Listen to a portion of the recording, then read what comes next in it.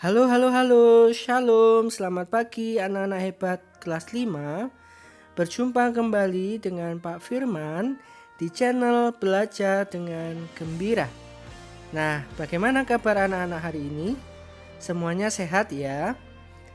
Di pelajaran pendidikan agama Kristen dan budi pekerti hari ini, kita akan bersama belajar tentang tema pengorbanan Yesus Kristus. Nah, anak-anak, tentu kalian pernah mendengar kata berkorban atau pernah melihat sendiri orang yang berkorban.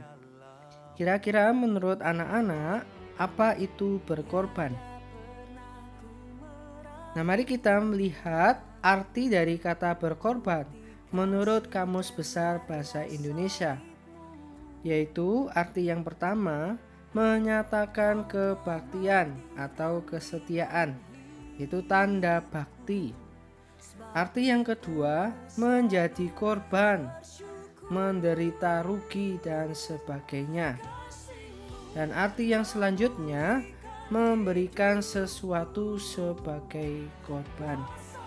Nah, dari pengertian-pengertian ini bisa kita maknai bahwa berkorban itu adalah melakukan sesuatu atau merelakan sesuatu untuk hidup orang lain atau orang-orang di sekitar kita.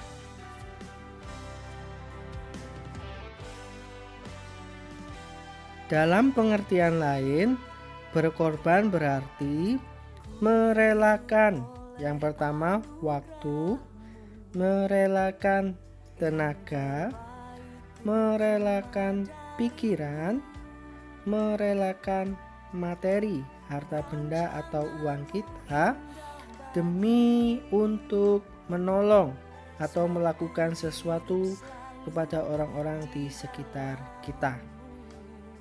Bahkan Tuhan Yesus di dalam Yohanes pasal 15 ayat 13 mengingatkan kepada kita, sabdanya demikian, tidak ada kasih yang lebih besar daripada kasih seorang yang memberikan nyawanya untuk sahabat-sahabatnya.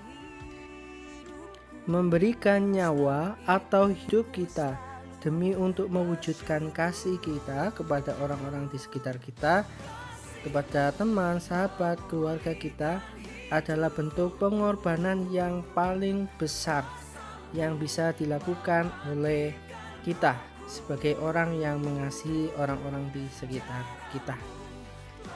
Dan apa yang disabdakan oleh Tuhan Yesus ini juga sudah diteladankan oleh Tuhan Yesus sendiri ketika Tuhan Yesus merelakan nyawanya menjadi tebusan untuk membebaskan kita, orang-orang yang dikasihinya, dari kuasa dosa.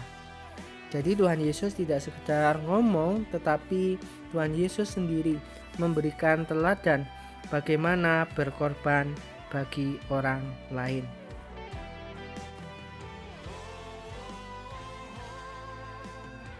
Nah, bagaimana seseorang dapat melakukan pengorbanan atau berkorban bagi orang lain?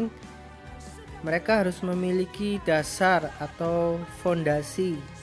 Ada 3 fondasi yang utama di dalam sebuah pengorbanan, yaitu yang pertama didasarkan pada kasih, yang kedua didasarkan pada ketulusan, dan ketiga didasarkan pada kerendahan hati. 3 hal inilah yang menjadi fondasi bagi kita untuk dapat melakukan pengorbanan atau berkorban bagi orang lain. Tanpa ketiga hal ini, maka yang terjadi, yang kita lakukan adalah justru bukan sesuatu yang baik. Mungkin sesuatu yang justru kita lakukan dengan pamrih, mengharapkan imbalan, atau bahkan tanpa kasih, ketulusan, dan kerendahan hati. Malah kita justru mengorbankan orang lain demi kepentingan diri kita sendiri atau demi keegoisan diri kita. Sekarang mari kita lihat bersama bagaimana pengorbanan yang dilakukan oleh Tuhan kita Yesus Kristus. Seperti yang kita tahu dan kita imani bersama, bahwa Tuhan Yesus Kristus adalah Allah. Allah di dalam kemuliaannya, di dalam tahtanya di kerajaan surga, rela untuk turun ke dunia, meninggalkan segala kemuliaannya, meninggalkan tahtanya demi untuk mengasihi kita. Dia rela berinkarnasi menjadi manusia, ya, demi untuk mewujudkan kasih-Nya kepada kita. Di dalam kemanusiaannya, ya, ketika Tuhan Yesus menjadi manusia, Dia merasakan apa yang dirasakan oleh manusia. Ketika manusia sedih, ya, mengalami keputusasaan, mengalami kelaparan, kesakitan, dan sebagainya, Tuhan Yesus merasakan dan mengalaminya sendiri. Bahkan Tuhan Yesus rela menanggung kesalahan dan dosa kita dengan mati di kayu salib. Kematian adalah puncak dari penderitaan yang dialami oleh manusia. Tetapi Tuhan Yesus hadir di sana. Dia mengalami kematian kita, dan Dia telah mengalahkan kematian itu demi untuk memberikan kehidupan yang kekal kepada kita, umat manusia yang dikasihi-Nya.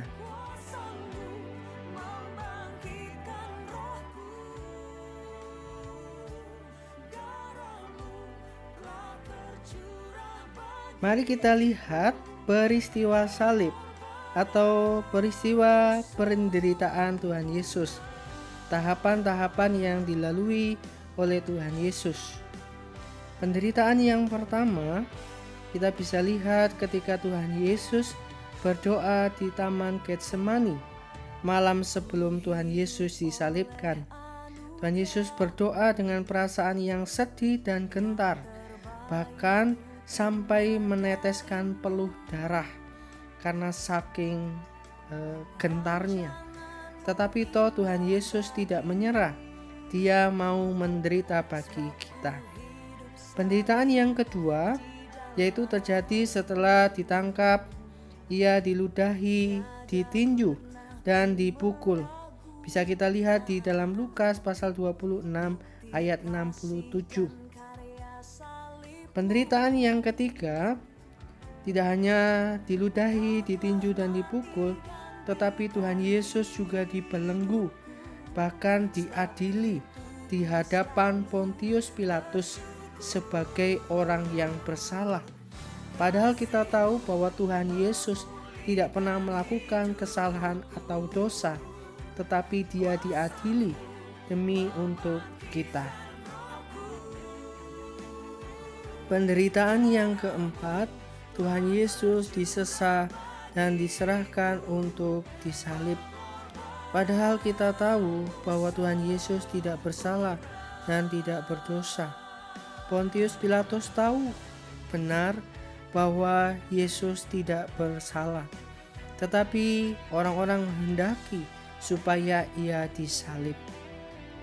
Penderitaan yang kelima, pakaian Yesus ditanggalkan dan Dia dipasangi mahkota duri di kepalanya.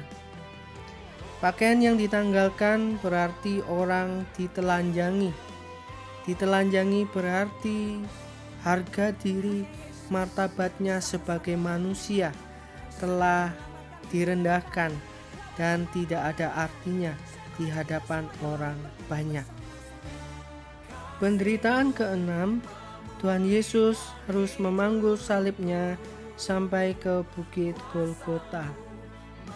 Bukan sekedar kayu salib itu yang berat, tetapi orang-orang di sekitarnya yang hanya menonton, mengolok-olok, dan memaki Tuhan Yesus. Itu adalah penderitaan yang juga amat berat, ya, menyakiti hatinya sebagai sesama manusia.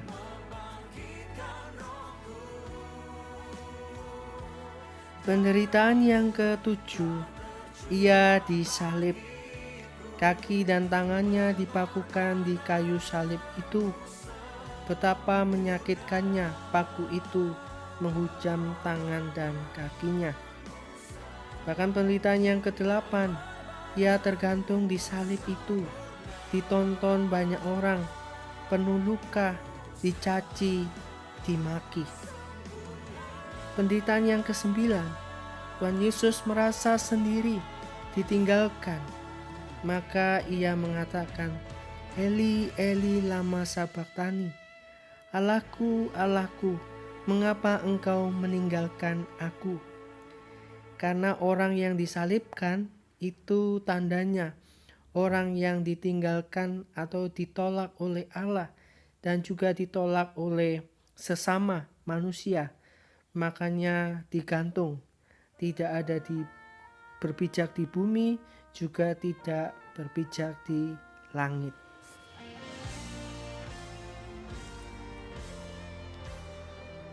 Penderitaan yang ke-10 yang adalah puncak penderitaannya, ketika ia mengatakan sudah selesai.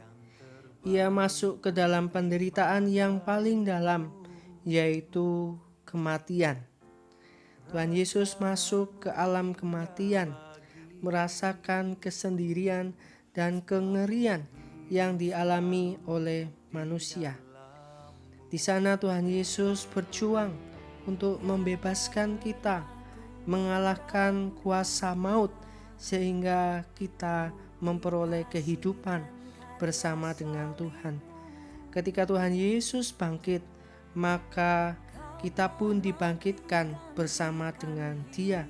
Kuasa maut, penderitaan yang paling ngeri, itu tidak akan menyentuh kita lagi. Mari kita lihat tanda keajaiban ketika Tuhan Yesus mati di kayu salib. Tanda yang pertama, langit gelap dari pukul 12 sampai pukul 15 atau pukul 3 sore. Yang kedua, tirai bait Allah terbelah. Tidak ada lagi sekat antara ruang Maha Kudus dan ruang kudus, yang berarti bahwa tidak ada lagi sekat yang membatasi antara kita dengan Allah. Yang ketiga, terjadinya gempa, kuburan terbuka, dan orang kudus bangkit dari kematiannya. Ini adalah tanda-tanda keajaiban yang terjadi ketika kematian Tuhan Yesus.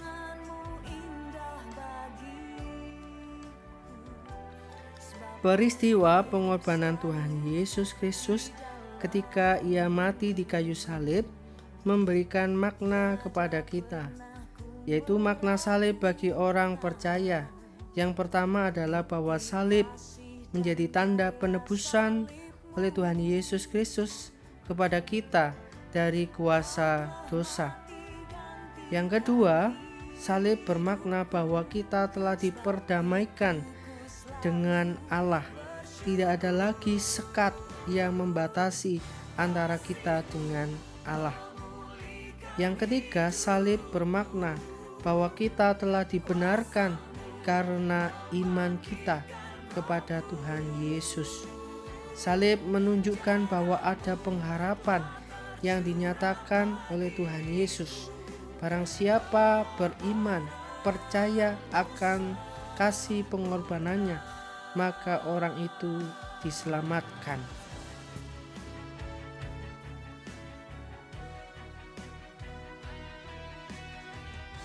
Mari kita renungkan, kita refleksikan pengorbanan Tuhan Yesus. Kita bertanya ke dalam diri kita masing-masing, apa yang ku pelajari dari teladan Tuhan Yesus ini? Nah, silakan anak-anak tuliskan di buku catatan kalian. Kira-kira apa yang kalian pelajari dari teladan Tuhan Yesus ini? Nah, demikian pelajaran kita hari ini, anak-anak. Sampai jumpa di pelajaran-pelajaran selanjutnya. Tetap semangat untuk belajar, bertumbuh dalam iman kita. Tuhan Yesus memberkati kita sekalian. Amin.